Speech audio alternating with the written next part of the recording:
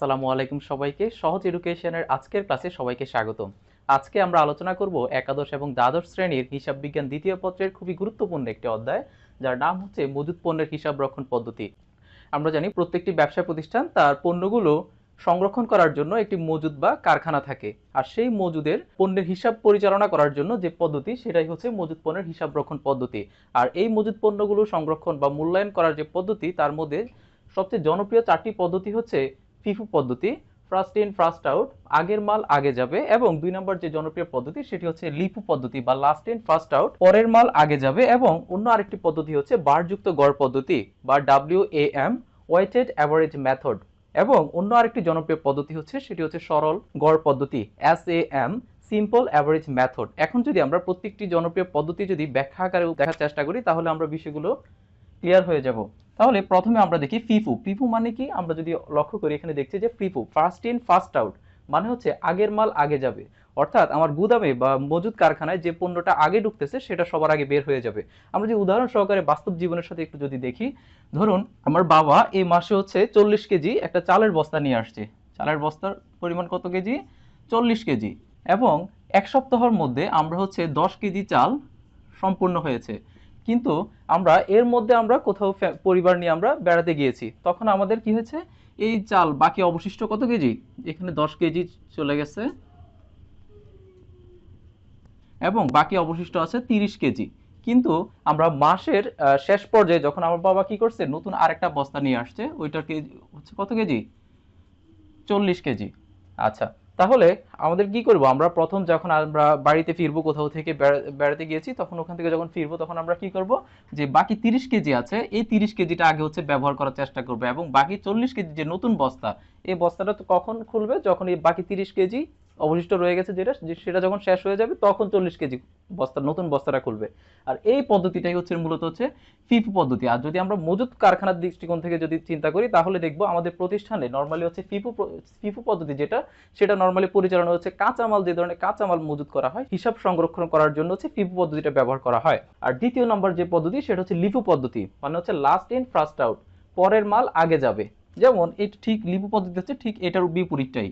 যেমন আমরা হচ্ছে কি করছি, কোথাও থেকে ফিরে আসার পর আমার মা কি করছে, বাকি যে 30 কেজি আছে এই 30 কেজিটা ব্যবহার করছে, কিন্তু এটা যখন শেষ হয়েছে তখন নতুন 40 কেজি যে বস্তা আছে ওইটা খুলছে। কিন্তু লিফু পদ্ধতিতে কি করবে, এই যে বাকি 30 কেজি আছে এটা ব্যবহার না করে 40 কেজির বস্তাটা হচ্ছে নতুন বস্তাটা ব্যবহার করবে, সেটাই হচ্ছে লিফু পদ্ধতি। আর এটা যদি আমরা আরো সহজভাবে যদি বোঝার চেষ্টা করি, তাহলে দেখবো একটা ব্যবসায় প্রতিষ্ঠান বা শোরুম প্রতিষ্ঠান, ওরা কি করলো, ওরা হচ্ছে জানুয়ারি মাসে ওদের কিছু পণ্য নিচে হচ্ছে 100 একক, এবং ফেব্রুয়ারি মাসে ওরা 100 একক গ্রহণ করলো, এবং মার্চ মাসে ধরলাম আরো 100 একক গ্রহণ করলো। কিন্তু শোরুম বা হচ্ছে জামা কাপড়ের যে শোরুম গুলো থাকে, তারা কি করে, বা মানুষ আমরা যারা সাধারণ যে ক্রেতা আছে, আমরা কি করি, লেটেস্ট যে মডেলটা থাকে ওইটা ক্রয় করার চেষ্টা করি। আমরা জানুয়ারি মাসের যে একক আছে, 100 একক আছে, এটা হচ্ছে পুরাতন একটা ডিজাইনের একটা পণ্য, আমরা ওইটা না নিয়ে কি করি, আমরা নতুন যে একক আছে এটা সব থেকে বেশি আমরা অগ্রাধিকার দিয়ে থাকি। বা প্রত্যেকটা ব্যবসা প্রতিষ্ঠান কি করে, তাদের মিনিকুয়েল এর মধ্যে ওদের নতুন যে পণ্যটা নিয়ে আসে, লেটেস্ট যে ডিজাইন, ওই ডিজাইনটা রাখে। তাহলে এই যে পদ্ধতি বা নতুন মালটা যে আগে ছাড়া যে পদ্ধতি, সে লিপু পদ্ধতি মেথড। এখন এরপর আরেকটা যেটা আছে জনপ্রিয় পদ্ধতি, সেটা হচ্ছে বারযুক্ত গড় পদ্ধতি বা ওয়েটেড অ্যাভারেজ মেথড। বারযুক্ত গড় পদ্ধতি নির্ণয় করার জন্য আমাদের ফার্স্ট একটা সূত্র দেখতে হবে, যেমন মোট পণ্যের মূল্য ডিভাইড বাই মোট পণ্যের একক। এখন এটা নির্ণয় করার জন্য আমরা জাস্ট একটা উদাহরণ আকারে দেখি, একক আর হচ্ছে মূল্য। যেমন ধরলাম 2 একক, মূল্য হচ্ছে কত টাকা, 10 টাকা। আবার 2 একক আছে একটা আমার গুদামে, মূল্য হচ্ছে 20 টাকা। 3 একক 30 টাকা। যদি আমরা এককগুলো একটু দেখি, 2 2 2 4 4, আর এদিকে হচ্ছে কত, 6, তাহলে 10 একক, আর মূল্য হচ্ছে 10 টাকা, 20 টাকা, 30 টাকা, 30 30 কত, 60 টাকা, আর হচ্ছে 80 টাকা। এখন আমরা সূত্রের মধ্যে প্রয়োগ করি, সেটা সূত্রে প্রয়োগ করলে কি দাঁড়ায়, মোট পণ্যের মূল্য আছে কত আমাদের, 80 টাকা, আর হচ্ছে একক হচ্ছে 10, তাহলে 8 10 কত, 80। এই যে 8 বের হয়েছে, এটা হচ্ছে আমাদের প্রতিষ্ঠানে ভারযুক্ত গড় পদ্ধতি, বা আমরা আমাদের যে গুদামে যে পণ্য আছে সেই পণ্যগুলোকে আমরা এভারেজ একটা রেট ধরবো কত টাকা, 8 টাকা। আর আরেকটা যে পদ্ধতি আছে সেটা হচ্ছে সরল গড় পদ্ধতি এবং বা সিম্পল অ্যাভারেজ মেথড। কিন্তু তোমাদের যে একাদশ এবং দ্বাদশ শ্রেণীর যে ম্যাথগুলো আছে বা বোর্ড পরীক্ষা আছে, সেটার মধ্যে সাধারণত সরল গড় পদ্ধতি থেকে খুব একটা প্রশ্ন আসে না। এটা না সাধারণত যে ধরনের গুদামে বিলাসবহুল যে পণ্যগুলো আছে, ধরো হচ্ছে গাড়ি বা হচ্ছে এসি বা বিলাসবহুল যে পণ্য থাকে, ওই পণ্য নির্ণয় করার পদ্ধতি হচ্ছে সরল গড় পদ্ধতি। তোমরা স্ক্রিনে একটি প্রশ্ন দেখতে পাচ্ছ। এখন আমরা সেই প্রশ্নের আলোকে কিভাবে পিপু পদ্ধতিতে অঙ্কটা সমাধান করতে হয় সেটাই দেখব। তাহলে আমরা প্রথমে হচ্ছে একটা গড় করে নিলাম পিপু পদ্ধতির। আমাদের এই পাশে থাকবে, বাম পাশে থাকবে হচ্ছে মালের বিবরণ থাকবে, কোড নম্বর থাকবে, বিন নম্বর থাকবে, এবং হচ্ছে যে প্রতিষ্ঠানের আমরা হিসাবটা করব সেই প্রতিষ্ঠানের নাম থাকবে, যেমন এখানে আছে প্রতীক কোম্পানি, আর পিপু পদ্ধতি, এবং হচ্ছে সর্বাধিক মাত্রা, সর্বনিম্ন মাত্রা, এবং হচ্ছে পূর্ণ পরমায়স মাত্রা। তাহলে আমরা প্রথমেই দেখছি জানুয়ারি 1 তারিখ প্রারম্ভিক মজুদ 50 কেজি এবং প্রতি কেজি 15 টাকা দরে। তাহলে আমরা দেখি 2015 জানুয়ারি 1 তারিখ প্রারম্ভিক মজুদের পরিমাণ কত কেজি? 50 কেজি, এবং প্রতি কেজি হচ্ছে 15 টাকা দরে। আর আমাদের প্রারম্ভিক মজুদটা চলে যাবে সরাসরি উদ্বৃত্তির ঘরে। উদ্বৃত্তি মানে হচ্ছে আমাদের মোট গুদামটা হচ্ছে, আমরা চিন্তা করব এই উদ্বৃত্তি যেটা আছে সেটা হচ্ছে আমাদের গুদাম। আর আমরা যদি ক্রয় করি, ক্রয় করলে সেটা উদ্বৃত্তি বা হচ্ছে মজুদে কারখানাতে চলে যাবে, এবং যদি বিক্রয় করি তাহলে সেটা কারখানা থেকে বাদ যাবে।